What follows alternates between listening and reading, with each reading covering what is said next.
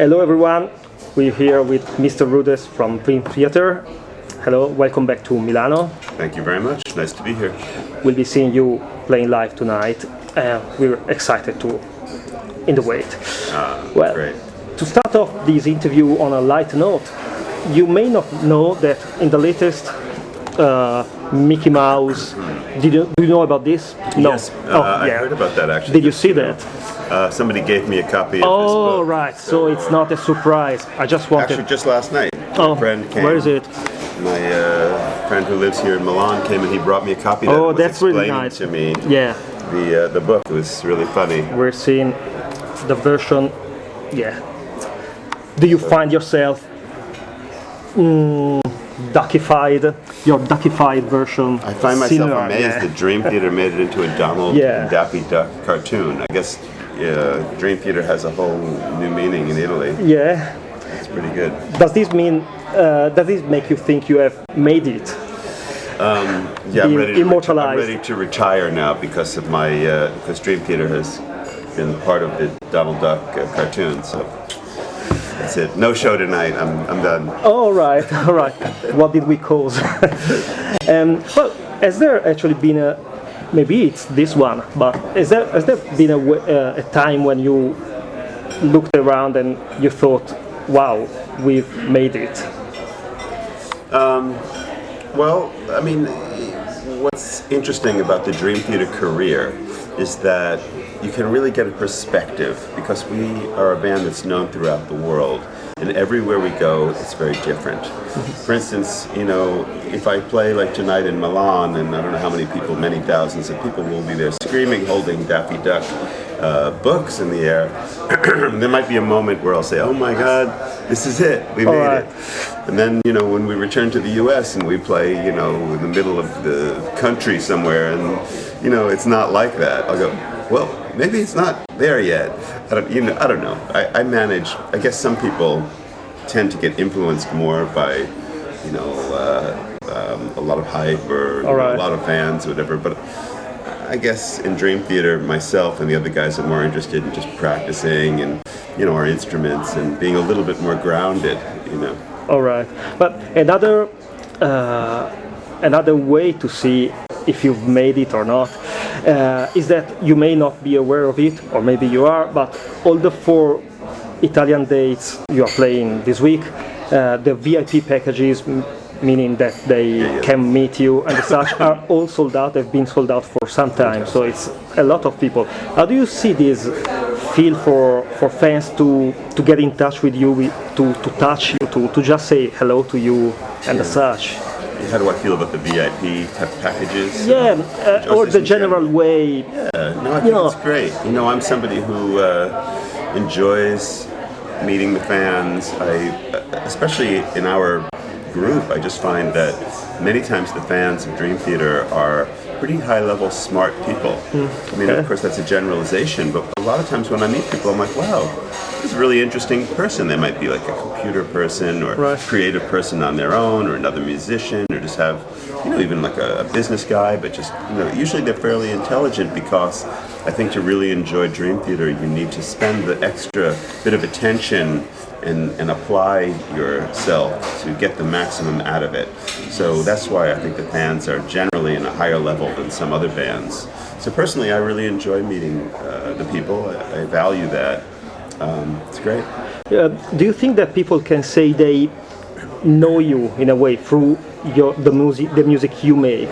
I think that if somebody listens to enough of my output, musical output, they understand the Dream Theater output, but they also understand the, you know, the solo piano work that I do and the apps that I do. They can get a picture of who I am as a person, especially because I'm very active on social media. I use my Twitter account. I always use my YouTube.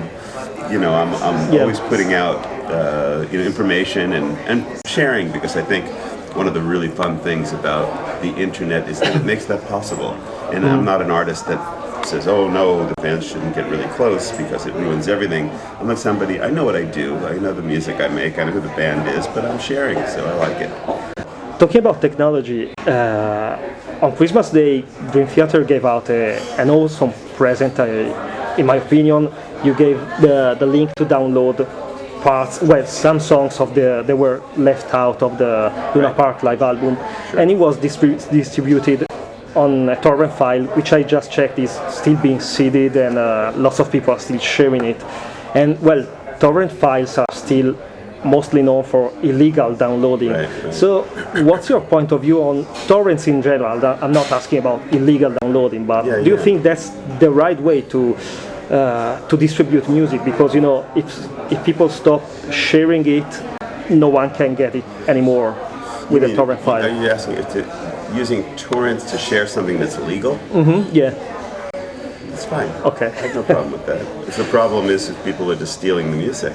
All right. I know it sounds like a question that was being asked 15 years ago, asking about illegal music downloading. No, but it's still, that whole topic is still a major topic. Yeah. And now it relates to things like Spotify and these wonderful services that allow listeners to really enjoy music. And there's a lot of questions there. Artists are very confused and concerned about these type of things. Has your point of view on downloading music possibly legally changed in the past 15 years from the Napster days?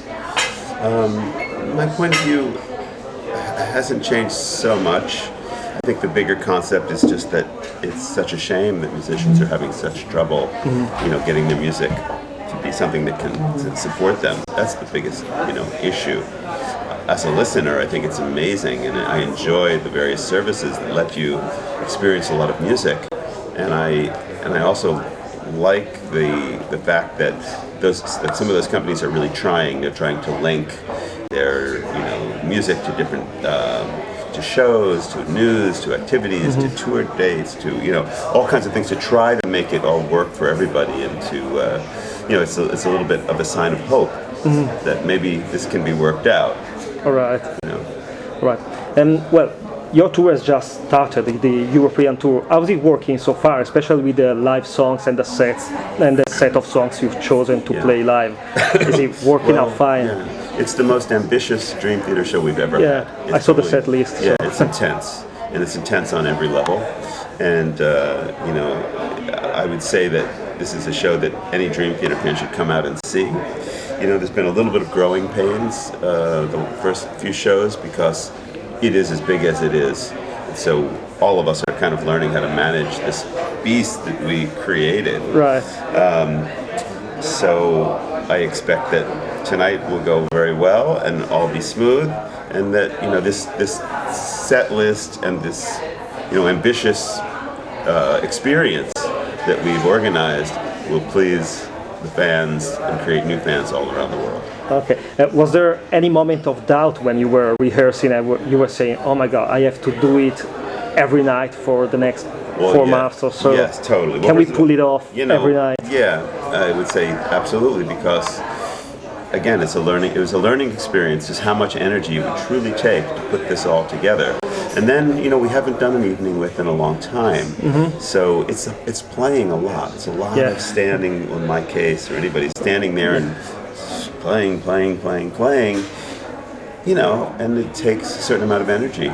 So it's almost like you have to, get yourself in physical, shape to be able to do this and to do it well. So that's kind of what everybody's going through. But I think that we're completely up for this challenge. We're all very vital. We stand behind what we do completely. We care about it so much. Nobody's, I guess the word is lackadaisical. They're not, just hanging out. We're all analyzing, we're studying, we're making subtle changes in the way that we work as an organization to make sure that we can continue this for the rest of this tour cycle. I see. But I was pleased to see that there's a Shattered Fortress in the set list. Yes.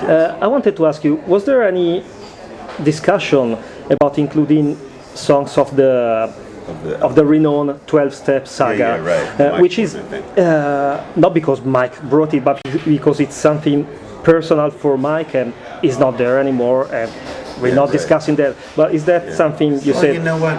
I mean, it certainly is something that we we talked about when we were looking at the different songs that were possible to play from that suite of songs. We really thought a lot about it, and of course, Mike, who had so much to do with Dream Theater, obviously when he was in it, I mean, but the writing of the music has so much to do with, you know, all of us, me and John Petrucci, and and the other guys. So we felt, we felt like this is our music. Mike took the music and decided to write words and come up with a concept that was related to his particular situation. So we felt like this was the piece to do it with. That this piece was all like encompassing. It had so much of our music in it. It's almost like a little bit of a tribute to to the past, and we all thought this is the one to do. This is the big one, the cool one. Yeah, because it's the one that ends it. We deserve to do it, and I think we do it well. And it's even, I think it's respectful to Mike Portnoy and his message, and I think it's a good thing. Yeah. Well, I just have one last question. Sure. The girl is saying. Just one. So, well, don't worry if it's a bit weird, but it's part of a project I'm doing. So I'm going to ask you as a last question, what would you do if you woke up tomorrow and you were James Hetfield? Yeah, that's weird. What would I do? I would. I'm not really that sure of what he does. So, I know he's the guitarist and singer of Metallica. I don't know his day to day, but I guess I would wake up and practice some of my chops and clear my throat and get ready for a vocal performance, and I don't know, something like that. That's fine, and it's difficult to answer it, point blank. So, well, thanks for doing it. Thanks for trying. Well, I'll be seeing you tonight at the concert, so I'll be enjoying that. Sounds good. I'm sure we will. Well, thanks a lot for everything. Okay. Bye-bye. Bye-bye.